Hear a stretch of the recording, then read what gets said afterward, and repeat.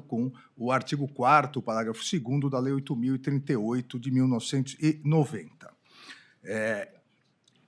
Em 26/3/2026, ausentes as hipóteses de absolvição sumária previstas no artigo 397 do Código de Processo Penal, dignei a audiência de instrução e julgamento para a realização também do interrogatório do réu, artigo 400 do Código de Processo Penal. A audiência foi realizada no dia 14 de abril de 2026 por videoconferência. A audiência nos termos do artigo 367 foi realizada também do nosso regimento interno pelo juiz auxiliar desse gabinete. Prejudicado o interrogatório do réu que não compareceu. As partes foram intimadas, abrindo vista conjunta para eventuais requerimentos e diligências previstos no artigo 402 do Código de Processo Penal no prazo de 5 dias. Não foram formuladas quaisquer requerimentos pela Procuradoria-Geral da República e nem pela Defensoria Pública da União, que defende o réu. Em despacho de 23 de abril de 2026, determinei a intimação das partes para a apresentação de alegações finais no prazo de 15 dias. Em 11 de maio de 2026, a Procuradoria-Geral da República apresentou alegações finais, pleiteando a procedência integral da ação penal.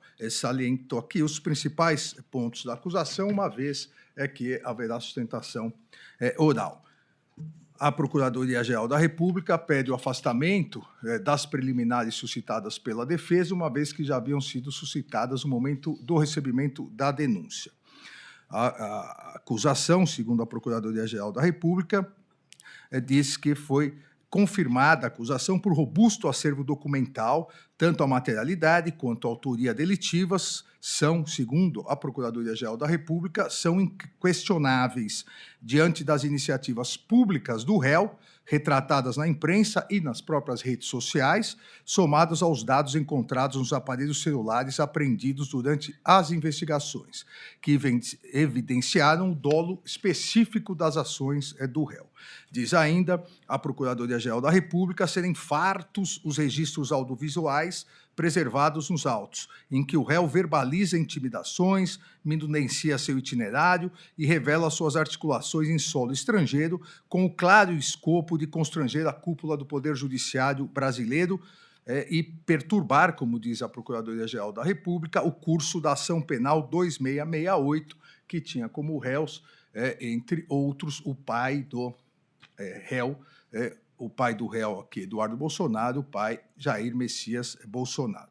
Ainda a Procuradoria diz que comprovou-se que o réu deliberadamente se utilizou de graves ameaças contra as autoridades responsáveis pelo julgamento da ação penal 2668, algumas ameaças concretizadas, a fim de favorecer o interesse de seu pai, livrando-o de qualquer responsabilização criminal.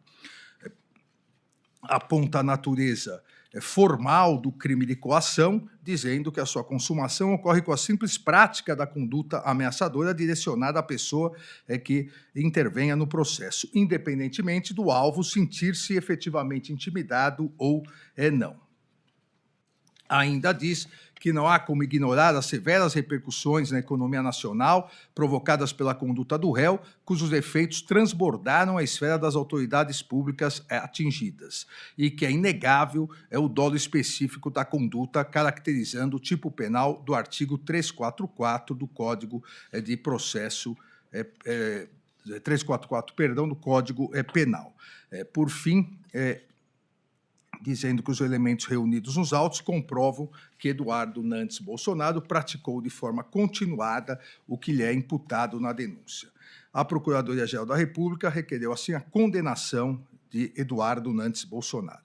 Em 22 de maio de 2026, a Defensoria Pública da União, atuando regularmente na defesa do réu Eduardo Nantes Bolsonaro, apresentou as alegações finais, ressaltando preliminarmente a nulidade do processo por falta de pressuposto processual de jurisdição válida e alegando a ausência de imparcialidade objetiva desse relator. Eu transcrevo aqui a alegação que já havia sido afastada no momento de oferecimento da denúncia de falta de imparcialidade objetiva do relator. Alegou ainda, em relação à nulidade do processo, a inobservância do artigo 368 do Código de Processo Penal, uma vez que a citação por edital, em lugar da carta rogatória, legalmente determinada, segundo a Defensoria Pública da União, configuraria nulidade que contamina o processo desde o seu início.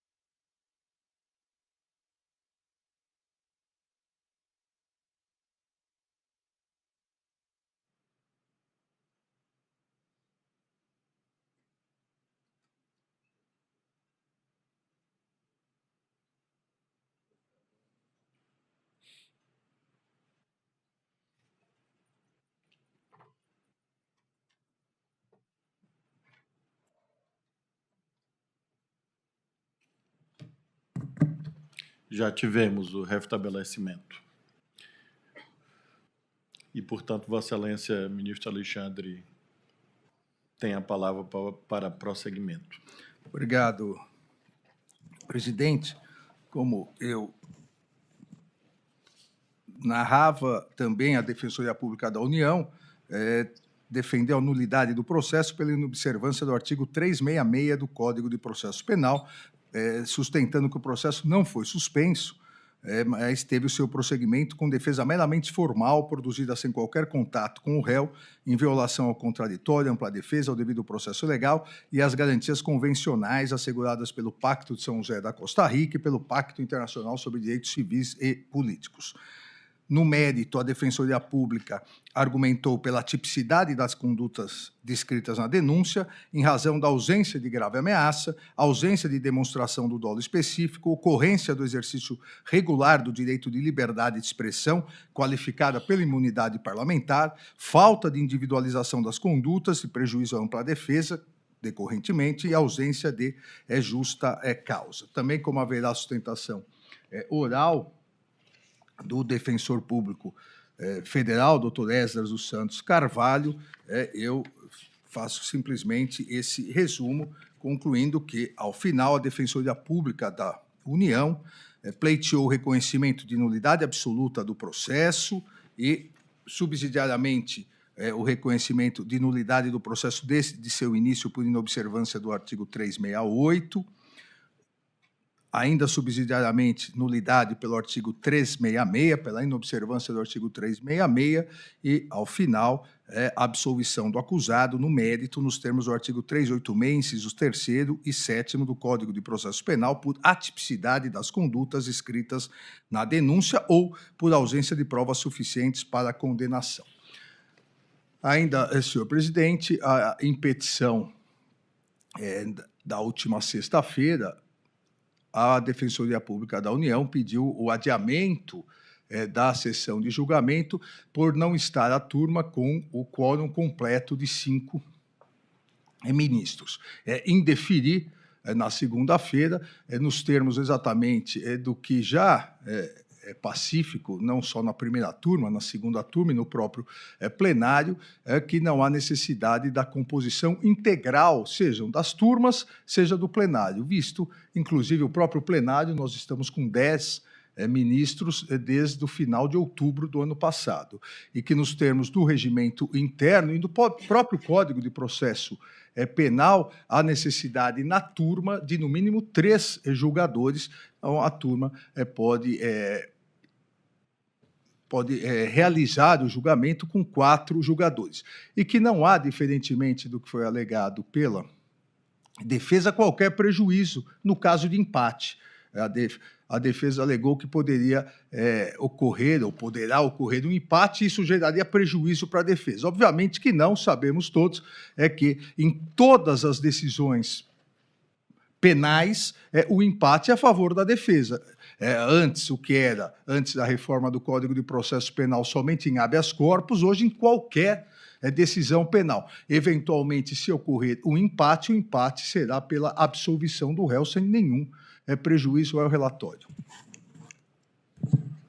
Vamos ouvir a manifestação do princípio do contraditório e da ampla defesa com paridade de armas, como é da tradição desse tribunal, inclusive à vista dessa última alusão do eminente relator quanto ao fato de, em verdade, estarmos em 4, beneficia o réu, porque será possível obter um eventual juízo absolutório com apenas 2 votos.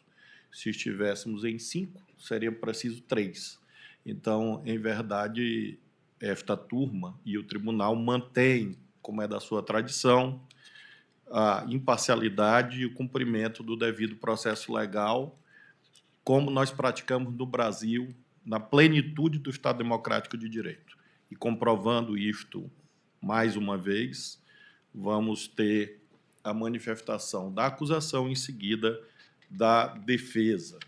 Por isto, tenho a honra de passar a palavra agora ao Ministério Público Federal, representado pelo Subprocurador-Geral da República, doutor Antônio Edílio, que terá até 1 hora, e em seguida, doutor Esdras dos Santos Carvalho, ilustre defensor público federal, que igualmente terá este tempo para a produção da defesa do acusado. Tem a palavra o doutor Antônio Edílio, por até 1 hora.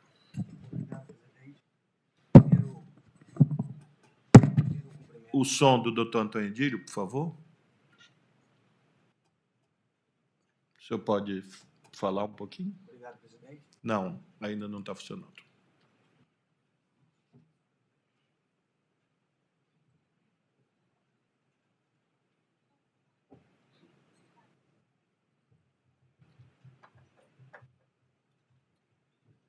Tem um microfone sem fio, por favor?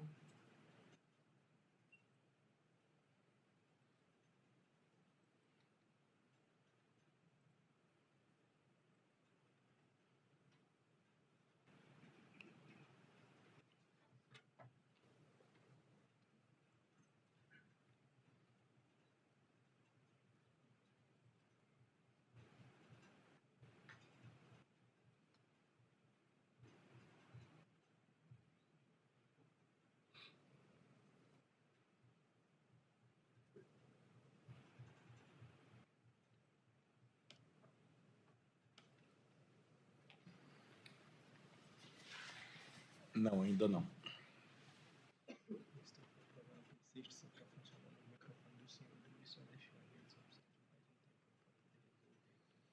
Microfone sem fio?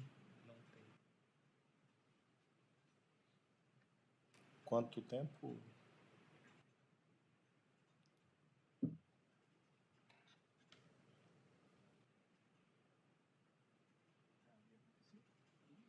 Algum problema técnico. De todo jeito, eu estou aqui rezando um Pai Nosso. Sempre ajuda.